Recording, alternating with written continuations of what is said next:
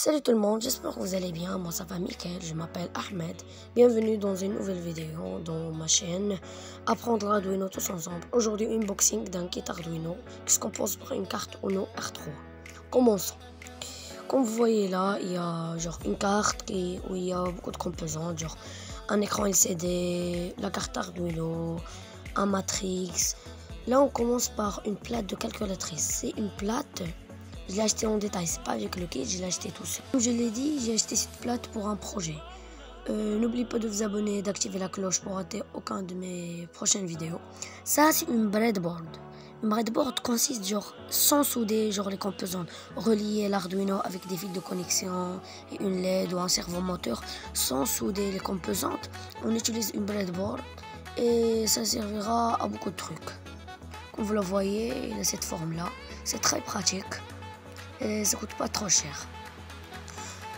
Comme vous voyez, continuons avec des fils de connexion. Ça, c'est des simples petits fils de connexion pour brancher de l'Arduino avec un servomoteur ou un moteur, avec beaucoup de trucs, des boutons. Il y a deux parties. Continuons avec des boutons. Ça, c'est des boutons poussoirs. C'est des boutons que vous voyez.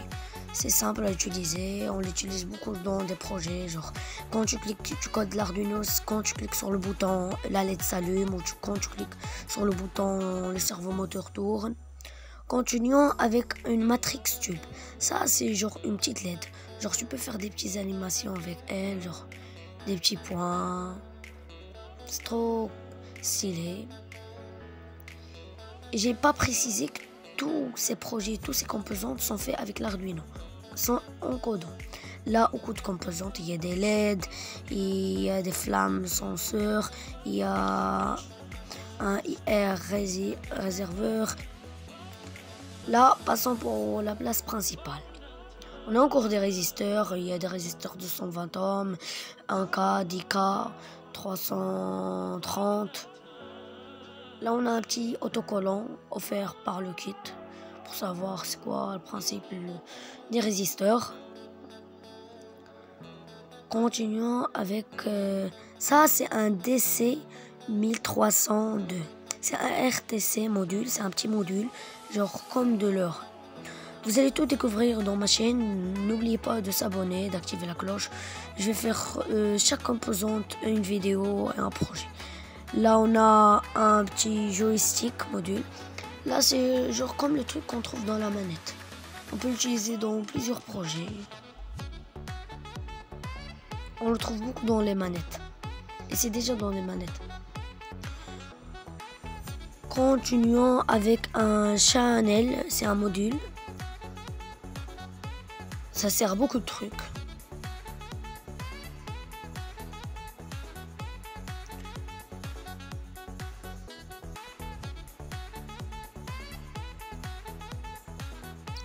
Là, on a un température. Là, ça, c'est un DHT11.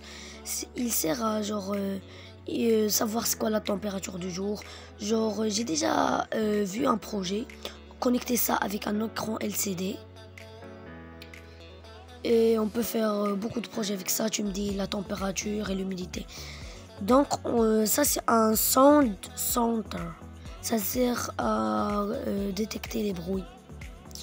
Détecter des bruits, genre quand tu entends un bruit, la LED s'allume. Ça, c'est un RGB, c'est un petit module avec une petite lampe. Continuons avec un potentiomètre. Ça sert à beaucoup de projets, genre un potentiomètre pour bouger un servomoteur. Voilà, en parlant de servomoteur, voilà un servomoteur. Le servomoteur, c'est un de mes moteurs que je préfère. C'est un servomoteur, je lui dis, va dans la direction 180. Il va direct dans 180. Va dans la direction 62. Il va direction 62. Continuons avec une remote. Ça, c'est une petite télécommande qu'on utilise avec un IR. Voilà. C'est un IR réserveur. Continuons, voilà un moteur. Ça, c'est un moteur de 5 volts. Il a une carte, on va parler après, c'est un moteur drive. C'est un des moteurs qu'on utilise beaucoup dans des projets, ça aide beaucoup. Le voilà. C'est un moteur 1 PCS. Genre ça c'est un... Là on a avec quoi on peut brancher et donner de l'électricité, c'est de 9 volts. Avec donner de l'électricité à la carte Uno R3. Là on a encore des fils de connexion. Ces fils de connexion ça sert beaucoup dans des projets. On peut même utiliser des dizaines ou des vingtaines dans des projets. Avec la breadboard, tout ça, ça sert beaucoup. Continuons par la place la plus utile. Commençons par un RC522. C'est un rapide module. Ça, c'est genre, tu donnes un code à la carte et genre tu peux donner des codes, tout ça. Ça, c'est un écran LCD. C'est un LCD 1602. C'est un module.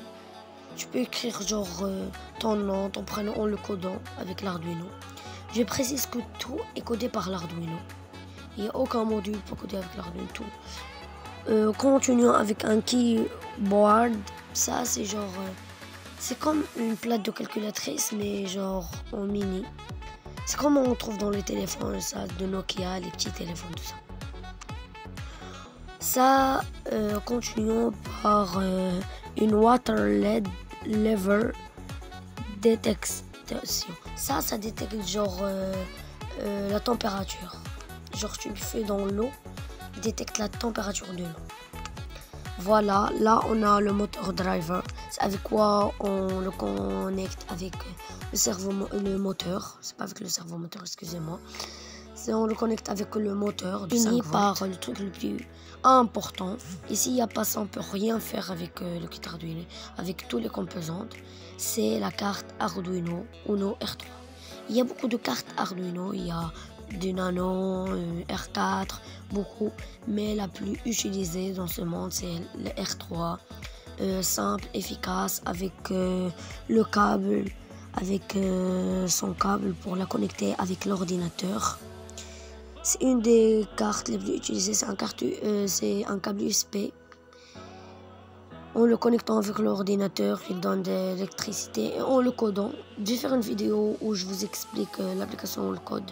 Voilà, là on donne de l'énergie de 9 volts. J'espère que cette vidéo vous a plu. N'hésitez pas de liker la vidéo et de vous abonner à la chaîne pour rater aucune de mes vidéos. Et si vous avez une idée de projet, dites-le moi dans les commentaires. Au revoir.